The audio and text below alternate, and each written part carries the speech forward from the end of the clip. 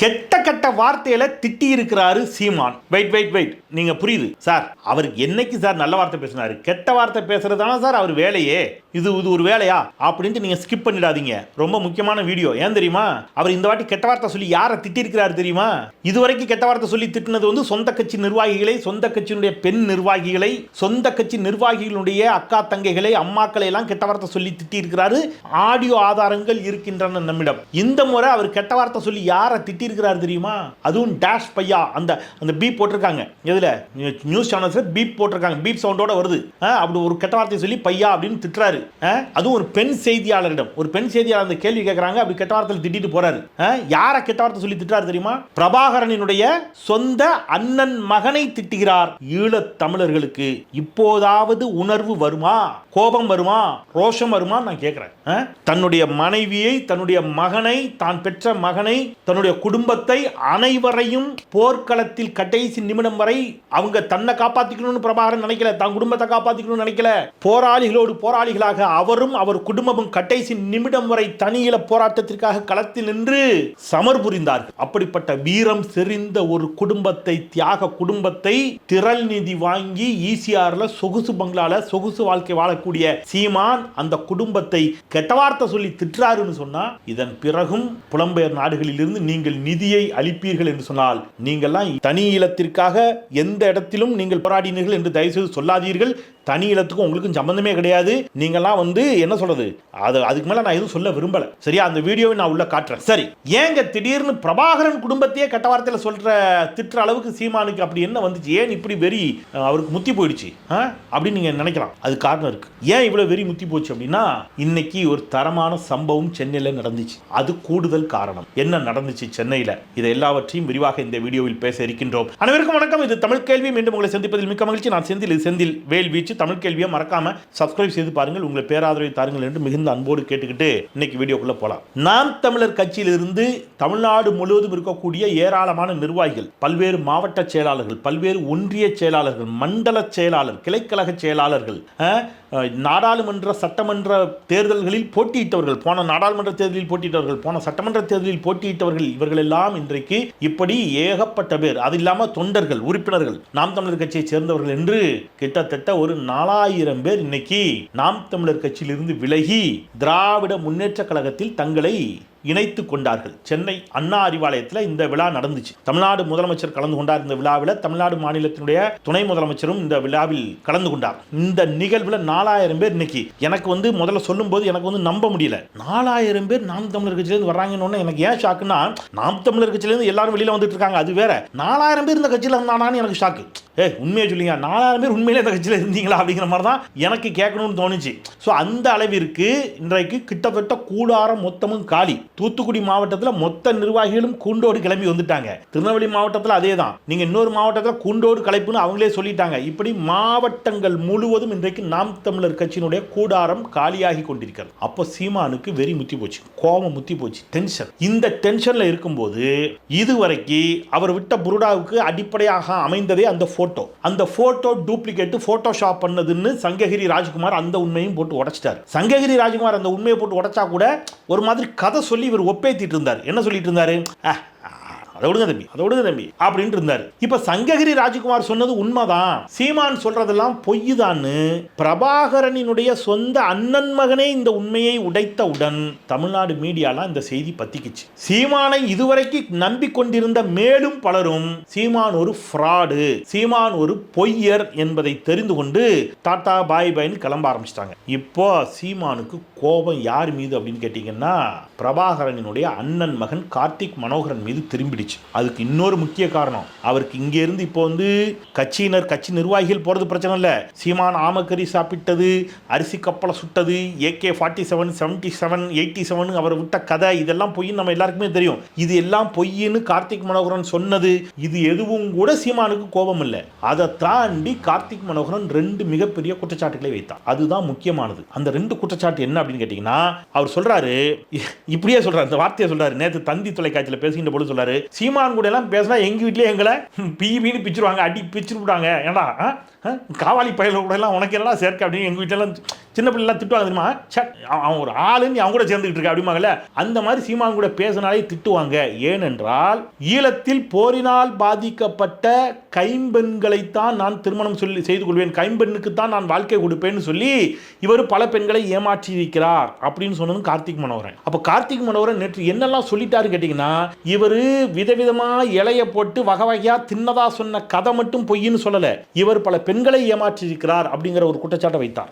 அதுவும் சீமானுக்கு உரைக்காது. ஏன்னா சீமான் தான் வெட்கமே இல்லாம அவருடைய மனைவியை அருகில் வைத்துக் கொண்டே சொல்றாரு. அவர் மனைவி கேட்டதாவே சொல்லிட்டாரு, இந்த கொள்ளையில இத்தனை பொம்பளைங்க இருக்கும்போது உனக்கு பழகிறதுக்கு வேற பொம்பளை கிடைக்கலையான்னு என் மனைவி கேட்டார் என்று சொல்லி இப்படி ஒரு பெரும் பழியை தூக்கி பாவம் அந்த சகோதரியின் மீதும் என்ன செஞ்சிட்டாரு, ஒரு கதையை கட்டி விட்டாரு. ரைட், போட்டோம், அதை விடுங்க. அதனால அவருக்கு அதுவும் மானம் சூடு சொன்ன கிடையாது, அதுவும் உரைக்காது, விட்டுருங்க. அப்ப எதுதான் சார் உரைச்சுது அப்படின்னு கேட்டீங்கன்னா, அங்கதான் இருக்குது மேட்ரு.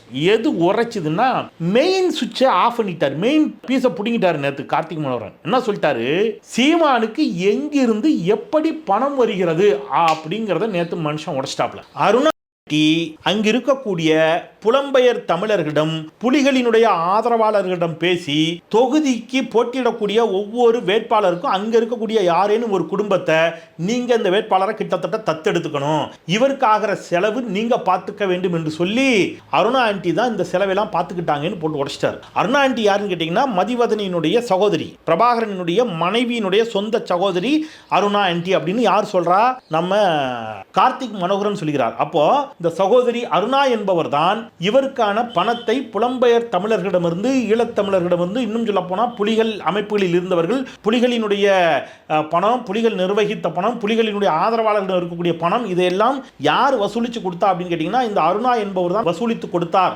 இதனால குடும்பத்துக்குள்ளே சண்டை, அருணாவும் அவருடைய கணவரும் விவாகரத்து பெற்று விட்டார்கள், அதுக்கு காரணம் சீமான்கிற ஒரு போடத்துக்கு போயிட்டார். இப்பதான் சீமானுக்கு கோபம் முச்சத்துக்கு போயிடுச்சு. ஏன்னா சீமான் எதை வேணாலும் மானம் சூடு சோறையெல்லாம் விட்டுருவார், அதெல்லாம் பிரச்சனை இல்லை அவருக்கு. அதில் நீங்க 10 ரூபா கொடுத்துட்டு மானத்தை விடுங்கன்னா விட்டுருவாரு, அது வேற. ஆனா பணத்தை விட மாட்டார், காசு பணத்தை விட மாட்டாப்ல. சொகுசு வாழ்க்கை இழக்க தயாராக இல்லை. இப்ப அந்த சொகுசு வாழ்க்கைக்கு ஆப்பட்டிக்கிற மாதிரி கார்த்திக் மனோகரன் ஒரு வாதத்தை வைத்தவுடன் சீமான் செய்தியாளர்கள் இதை போய் கேட்கறாங்க, இப்படி சொல்லி இருக்கிறாரு. அதுக்கு சீமான் கெட்ட வார்த்தையில் அந்த சகோதரனை திட்டுகிறார். நீங்க அந்த வீடியோவை பாருங்க. இப்ப பிரபாகரோட அண்ணன் மகன் வந்து தெரிவிச்ச கருத்து வந்து பெரிய விமர்சனத்துக்குள்ளாயிட்டு இருக்கு. நீங்கள் வந்து பிரபாகரோட இருந்த புகைப்படம் வந்து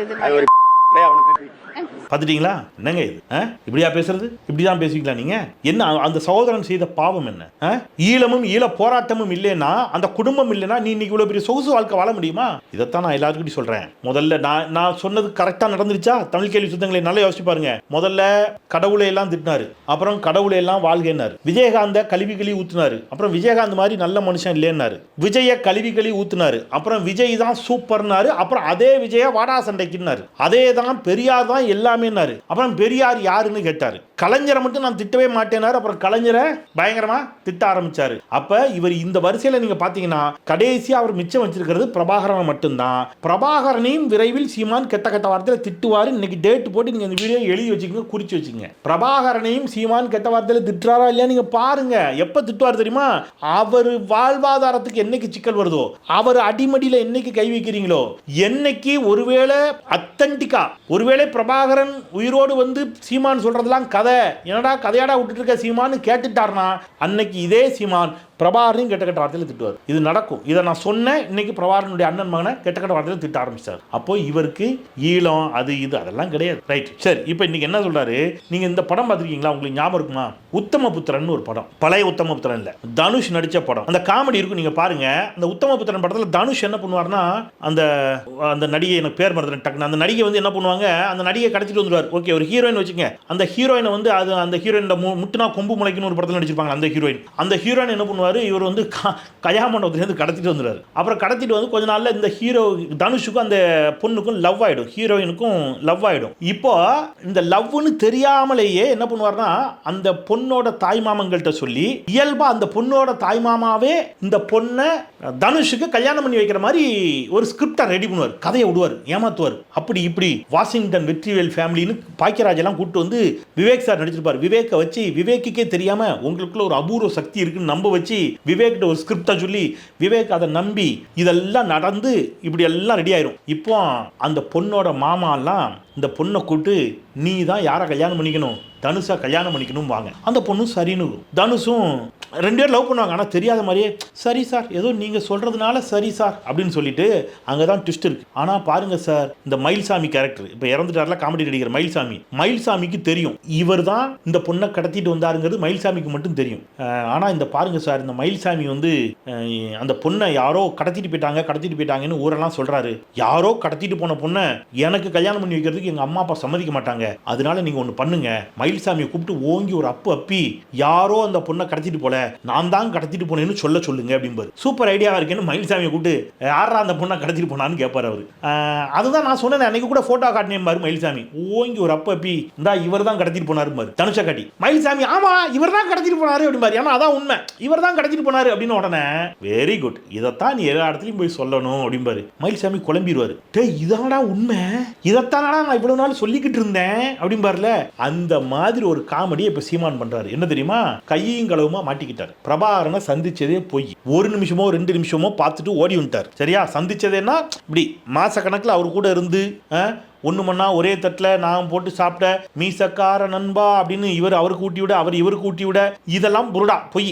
ரைட்டா, இப்போ இதெல்லாம் பொய்ன்னு அம்பலமாயிடுச்சு. அந்த ஃபோட்டோவும் பொய்ன்னு அம்பலமாயிடுச்சு. இப்போ என்ன சொல்கிறாரு இன்னைக்கு ப்ரெஸ் மீட்டில், சார் அந்த ஃபோட்டோ பொய்யுங்கிறாங்க, நீங்கள் பிரபாகரனை பார்த்ததே பொய்யுங்கிறாங்க. தம்பி நான் பிரபாகரனை பார்க்கவே இல்லை, அந்த ஃபோட்டோ பொய், வேற என்ன வேற அவ்வளோதானே முடிஞ்சு போச்சா. யோ அதாயா உண்மை, நீ என்ன சீன் போடுறியா, நீ பிரபாகரனை ஓரிரு நிமிடங்கள் தான் உனக்கு மொத்தமே அனுமதி, அதுக்கு மேலே நீ என்ன செய்யல பார்க்கல, அந்த ஓரிரு நிமிடங்கள் மட்டும்தான் உன்கிட்ட போட்டோ கிடையாது, அதுதான் உண்மை. ஆனா அந்த உண்மையை கூட நீ வந்து நம்புற மாதிரி சரிப்பா இப்ப என்னப்பா நான் பார்க்கல அவ்வளவுதானப்பா, பார்க்கல போட்டோ எடுக்கல அவ்வளவுதானப்பா, போட்டோ எடுக்கல போதுமா அப்படின்னு சொல்லிட்டு சுத்தி இப்ப இந்த பக்கம் கொஞ்சம் ஆட்கள் நிப்பாட்டி வச்சுக்கிறாரு. அதுக பாவம், அது அவங்க என்னைக்கு திருந்த போறாங்கன்னு தெரியல. சுத்தி நின்று ஒரு கூட்டம், நீங்க தயவு செய்து இன்னைக்கு அவரை சுத்தி நின்னவங்களுக்கு நான் சொல்றேன், ஒரு மாசத்துக்கு முன்னாடி அவரை சுத்தி நின்னவங்க யாருன்னு பாருங்க, அவங்க யாரும் இன்னைக்கு அவர் கூட சுத்தி நிக்கல. ஏன்னா ஐய அப்படின்ட்டு தெரிஞ்சு ஓடிட்டாங்க. போன ஒரு 10 நாளைக்கு முன்னாடி அவர் பக்கத்தில் நின்னவங்களை பாருங்க, அவங்க கூட இன்னைக்கு இருக்க மாட்டாங்க, ஐயன்ட்டு ஓடிட்டாங்க. நீங்களும் ஓடிறீங்க, நான் உங்களை பிடிச்சி கடிச்சு வச்சுருவாரு சீரியஸா. ஏன்னா அவர் போற போக்க பார்த்தா எனக்கு பயமா இருக்கு. உண்மையிலே அவர் வீட்டில் நான் அவர் குடும்பத்தினருக்கு சொல்றேன், தயவு செய்து அவரை நல்ல மனநல மருத்துவத்தை கூட்டு போங்க. அவருக்கு உண்மையிலே சிகிச்சை தேவைப்படுது. நான் கோபத்திலையோ நான் வந்து ஆத்திரத்திலையோ பேசல, ஜோக்குக்காக பேசல, சீரியஸா சொல்றேன். ஒரு மனிதனால மல்டிபிள் டிசார்டர் என்னமோ ஒரு படத்தை சொல்லுவானே, அந்த சிக்கல் அவருக்கு இருக்கு. அவர் ஆள் மனசுக்குள்ள புகுந்து யாரோ அவரை பிரபாகரன் நம்ப வச்சிருக்காங்க. இந்த சந்தானத்தில் ஒரு படத்தில் ஆள் மனசுக்குள்ள புகுந்து அவரை டாக்டர் நம்ப வச்சிருவான். நான் தான் டாக்டர்னு அவன் சுத்திட்டு இருப்பான். அது பாவம் பைத்தியம் அந்த படத்தில். அந்த மாதிரி இதுவும் பாவம், இது மனசுல புகுந்து யாரோ வந்து நம்ப வச்சிருக்கிறாங்கன்னு நினைக்கிறேன். நல்ல டாக்டரை பார்த்தீங்கன்னா சீக்கிரம் தெளியறதுக்கு வாய்ப்பு இருக்கு. அது வரைக்கும் இந்த பக்கத்தில் நிற்கிறவங்களாம் கொஞ்சம் ஜாக்கிரதையாக நில்லுங்க. ஏன்னா அவர் சொல்லிட்டு திரும்பி உங்களை பார்க்கும்போது நீங்கள் சிரிக்கலேன்னு வைங்களா, திடீர்னு உங்களை சங்க பிடிச்சி கடிச்சாலும் கடிச்சிடுவார். அந்த அளவுக்கு இன்னைக்கு மோசமாயிட்டு இருக்குது அவர் நிலைமை. கொஞ்சம் ஜாக்கிரதையாக இருங்க, கவனமாக இருங்க, எச்சரிக்கையாக இருங்க அப்படிங்கிறத சொல்லிட்டு நான் இன்னொரு வீடியோவை தனியாக போட்டுன்னு நினச்சேன். இன்னைக்கு நேரமின்மையின் காரணமாக அதையும் ஒரு வார்த்தை இதில் சேர்த்து சொல்லிடுறேன். இவருக்கு போட்டியாக தமிழ்நாட்டில் இன்னொருத்தன் இருக்கான், அந்த பேர் அண்ணாமலை. டங்ஸ்டன் சுரங்கம் அமைய வேண்டும் என்று வீடியோ பேசி பகிரங்கமாக பேசி அண்ணாமலை தமிழ்நாடு முதலமைச்சர் காட்டிய உறுதி, தமிழ்நாடு சட்டமன்றத்தில் ஒரு தீர்மானம் நிறைவேற்றி அந்த தீர்மானத்தின் அடிப்படையில் ஒருபோதும் திமுக ஆட்சி இங்கே இருக்கிற வரைக்கும் அரிட்டாப்பட்டியில் டங்ஸ்டன் சுரங்கம் அமைக்க நான் அனுமதிக்க மாட்டேன் அவர் உறுதி காட்டி, உங்களுக்கு இடத்தை கைப்பற்றி தரமாட்டேன், கையகப்படுத்தி தரமாட்டேன் என்று அவர் உறுதி காட்டியதால் வேறு வழி இல்லாமல் ஒன்றிய அரசு டங்ஸ்டன் சுரங்க நிறுவன திட்டத்தை கைவிட்டிருக்கீங்க. அதனால வேற வழி இல்லாமல் ஒன்றிய அரசு இந்த திட்டத்தை கைவிட்டிருக்கிறது. ஆனால் இன்னைக்கு அண்ணாமலை கூச்சமே இல்லாம ஒன்றிய அரசு மதுரை மக்களின் குரலுக்கு மதிப்பளித்தது, ஆஹா ஓஹோ இது பாஜகவிற்கு கிடைத்த வெற்றி பார்த்தீர்களா மோடின்னு பெருமை பீத்துறாங்க. ஸோ இது ஒரு விதம், இது ஒரு வியாதின்னு நினைக்கிறேன். அவரையும் எங்கேயா வைத்தியம் பார்க்கணும். ஸோ இப்படியான பைத்தியங்களுக்கு மத்தியில் நாம் என்ன செய்ய வேண்டியிருக்கு, வாழ வேண்டிய ஒரு நிலைமைக்கு இன்னைக்கு தள்ளப்பட்டிருக்கோம். எனவே தமிழ் சமூகம் இவர்களிடம் எச்சரிக்கையாக இருக்க வேண்டும், குறிப்பாக சீமானிடம் எச்சரிக்கையாக இருக்க வேண்டும். கார்த்திக் மனோகரன் அவர்களை கடும் சொற்களால் கெட்ட வார்த்தையில் திட்டிய சீமானை நான் வன்மையாக கண்டிக்கிறேன். கார்த்திக் மனோகரனுடைய கருத்தில் உங்களுக்கு மாறுபாடு இருக்கலாம், அதை சொல்வதற்கு உங்களுக்கு உரிமை இருக்கிறது. ஆனால் கெட்ட வார்த்தையில் நீங்கள் திட்டுவது அப்படிங்கிறது அதெல்லாம் அபத்தம், அநாகரிகம். கருத்து உங்ககிட்ட இல்லை, நீங்க கையும் களவுமாக சிக்கி விட்டீர்கள். எனவே ஒரு மிகப்பெரிய போராளி குடும்பத்தை நீங்கள் கெட்ட வார்த்தையில் இன்றைக்கு திட்டுகிறீர்கள். இது மிக மிக இது சீமானினுடைய தரம் என்னங்கிறதை இனிமேலாவது புரிந்து கொள்ளுங்கள். உலகத் தமிழர்களே, ஈழத்தமிழர்களே, புலம்பெயர்ந்து வாழும் தமிழர்களே என்பதை சொல்லி மீண்டும் ஒரு முறை தமிழ் கேள்வி சப்ஸ்கிரைப் செய்து பாருங்கள், உங்கள் பேராதரவை தாருங்கள் என்று கேட்டு விடைபெறுகின்றேன். குரலற்றவர்களின் குரலாய் நான் செந்தில். நன்றி.